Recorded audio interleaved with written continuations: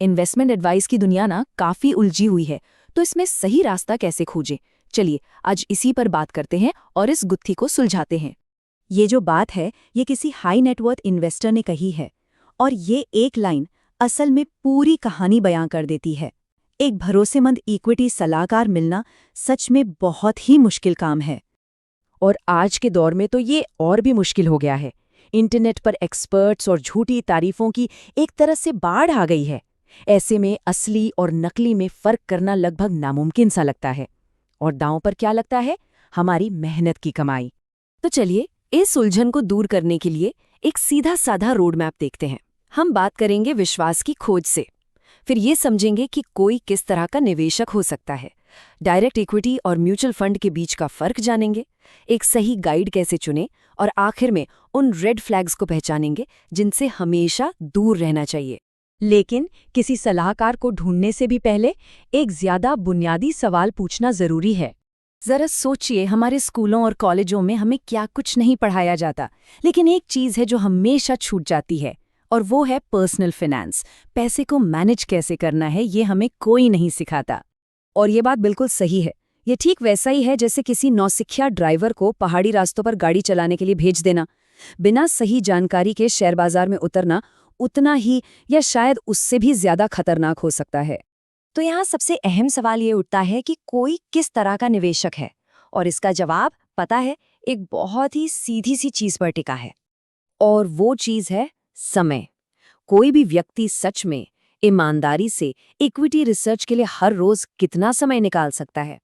इस सवाल का जवाब किसी भी निवेशक को 3 में से एक कैटेगरी में डाल देता है। अगर दिन में 3 घंटे से ज्यादा दिए जा सकते हैं तो वो अपने सलाहकार खुद बन सकते हैं। अगर 1 से 2 घंटे हैं तो एक सलाहकार की मदद लेना बेहतर है, लेकिन उनकी सलाह को क्रॉस चेक करना भी जरूरी है। और अगर 1 घंटे से भी कम समय है तो या तो सलाहकार चुने या फिर म्यूचुअल फंड का रास्ता अपना।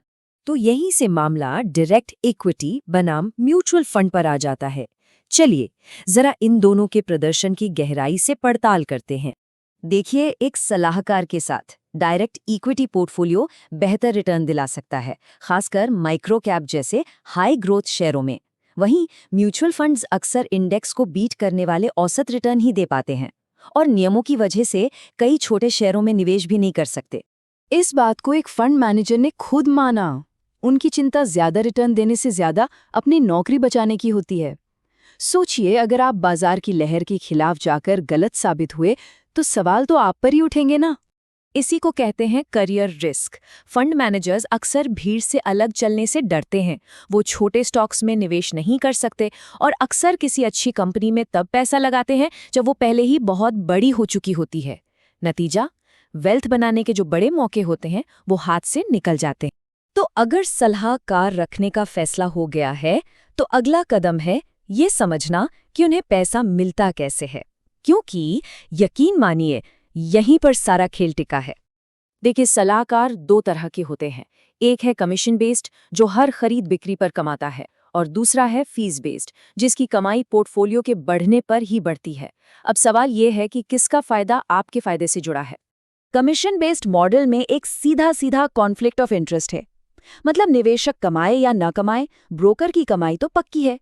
इसीलिए हमेशा एक फी बेस्ड सलाहकार को चुनने की सलाह दी जाती है, क्योंकि उनकी जीत निवेशक की जीत में है।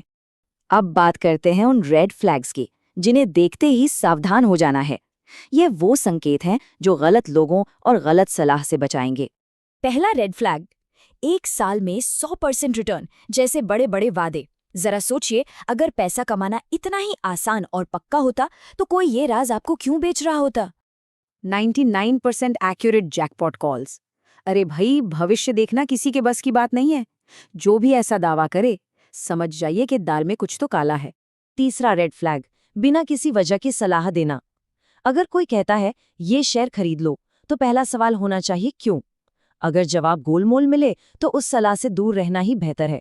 और चौथा, बार बार आने वाले अनचाहे कॉल्स। एक बात हमेशा याद रखिए, अच्छी चीजों को बेचने के लिए पीछे नहीं पड़ना पड़ता, ग्राहक खुद ब खुद आते हैं। तो इन सब बातों का सार क्या है? एक बहुत सीधा साधा एक्शन प्लान। सबसे पहले ये तय करें कि कितना समय दे सकते हैं। फिर अपने ऑप्शंस को समझें। हमेशा एक फीस बेस्ड सलाहकार चुनें और आखिर में इन रेड फ्लैग से हमेशा सावधान रहें। तो चाहे निवेश खुद किया जाए या किसी की मदद ली जाए, ये सवाल हमेशा बना रहता है कि किसी के भी फाइनेंशियल भविष्य की बागडोर असल में किसके हाथ में है। याद रखिए, जिम्मेदारी हमेशा निवेशक की ही रहेगी, इसे किसी और को नहीं सौंपा जा सकता।